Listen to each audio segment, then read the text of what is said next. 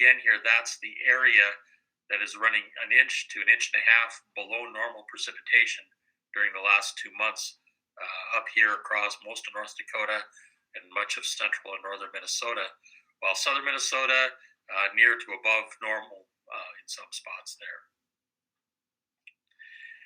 The week one, so that's forecast precipitation through the next 7 days, so that's the Thursday of next week, and we're only showing that 1/10 to 1/4 of an inch in the far southern Red River Basin, and that's really a Friday, Saturday type event. And we are expecting mainly rain in the far southern basin itself, and then turning to a little mixed precipitation as you get a little further toward Minnesota, into Minnesota. So again, light rain or light mix of rain and snow expected Friday night into Saturday. I have this link here and see if it's going to allow me to get to it.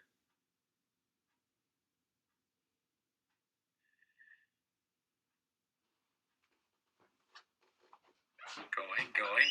So here's a nice little map. You can maybe see that website on there. It's off the Weather Service office in Duluth has put this together.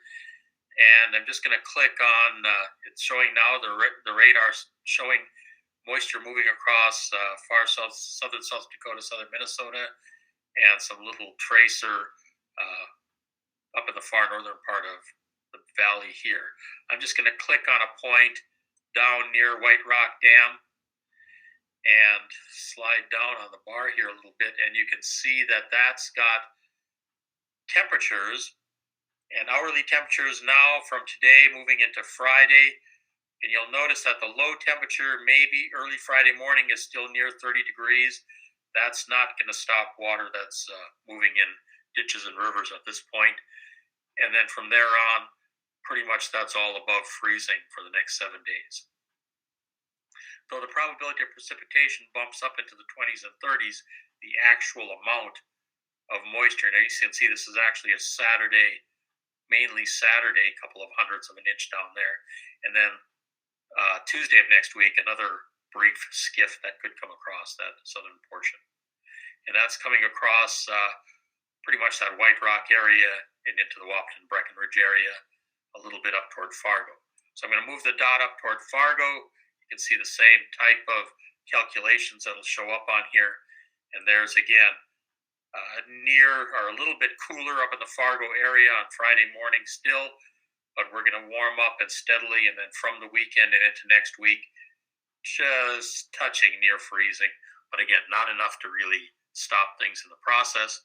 And again, the amount of precipitation is negligible in Fargo-Moorhead itself this weekend. And again, just that trace to a couple hundredths next Tuesday. And as we get up toward Grand Forks, and you can play this game at home, just go to weather.gov/DLH for Duluth, and then DSS table to pick that up. And here's up at Grand Forks, so a little cooler on the overnight temperatures, but again, warm during the day, a few hours dropping below freezing. But in general, the rivers are going to open up and keep opening, and that's just going to keep a slower thaw process through Grand Forks and points north, and nothing really showing up for precipitation probabilities. So again, most of the opening will be directly into Grand Forks, and most of that will be south of Grand Forks and into the Halstead area, but up a little bit in toward Grand Forks area itself. So now going back to our webpage and the actual rivers, and just to show you here what is going on with so we right now have, first of all, I'll click on Wahpeton, and you can see that graph showing up on the side. You can see that the blue line is what the river has been doing for the last couple of days.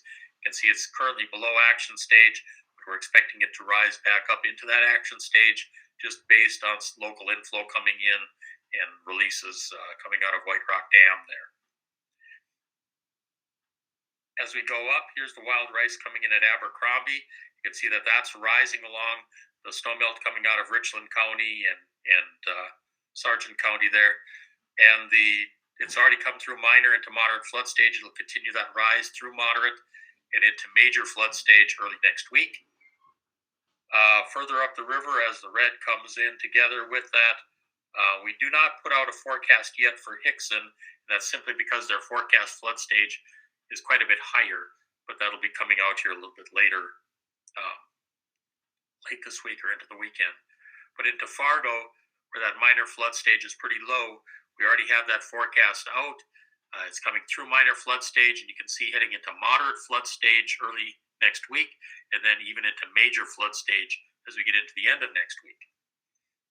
The only other river that's really opened up at this time is the south branch of the Buffalo here at Sabin, and so we have a forecast out for that, which is showing rising into the action stage and through the weekend, and then into minor flood stage early part of next week. Now, keep in mind that these, unless they explicitly declare a crest, these are just showing the rises. They're not showing the how high it's eventually going to get. So stay tuned for those. But the rest of the rivers, the Cheyenne at Kindred, any of the Cheyenne motion is still relatively quiet. We're going to start seeing more water coming into Bald Hill and being released, and then more of the local inflow showing up later this week. So to get back out of here and back to this, there's the actual, well, let's see. I'm going to click one further. There's the actual, from the model, what we see happening at Abercrombie. Now, these black dots are river measurements, yet here is the river forecast. These are down here are the components that are of various flows that come in that make that overall flow coming into Abercrombie. Right now, there's the observed, and notice that this forecast is below that. Part of that reason is because there's ice still on the river. So we're measuring higher, but that ice should be breaking up and allowing that to go down a bit. So they're keeping the actual flood forecast a bit below there, anticipating the breakup. And then there's just these small amounts of rain that are expected to come in, actually showing up right in here. So there would be normal precipitation. And then here's the temperature regime up at the top. So you can see, starting out at the red line here, this is also the 3rd of April, showing that possible crest coming in at Abercrombie, and that's somewhere above 19 feet.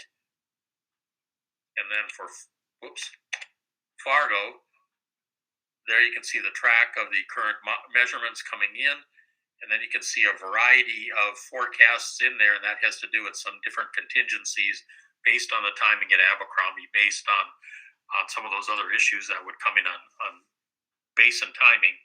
There's the expected crest area somewhere around 7 o'clock in the morning on the 3rd of April. And that's, again, so we put out that on the update this morning as a possible crest for Fargo. And I think we'll see what the actual wording is. Okay, so what's going on week 2? Well, that's when that stuff's going to be coming in. We're expecting near normal temperatures, near normal precipitation as we get to the end of next week and into that second week. And so near normal again for this time frame could be a quarter to a half an inch of precipitation. So those amounts are not too difficult for the system to handle. It would be inch to 2 inch amounts that would become more significant in affecting how the overall flow would go. Here's through the rest of April. Not a clear climate signal showing up for that. Again, equal chances overall for the area, so stay tuned. And that we do tend overall in the April, May, June timeframe. This is still from the 19th of March climate update, and that says a tendency toward the warmish and wettish signal throughout the spring period. So what about these? So at this point, those flood risk categories for the south part of the basin, well, we may not hit moderate at Wahpeton. We are looking at hitting a major flood stage at Abercrombie. We are looking at getting up into major flood stage at Fargo. So a lot of these probabilities are still in play. Fargo, if we come in at 31, 32 feet, is below the 50th percentile. That affects this area around here to a great degree, but recognize that most of the snow melt and runoff and the much wetter soils are all up in the central part of the basin. So that still has to make itself known.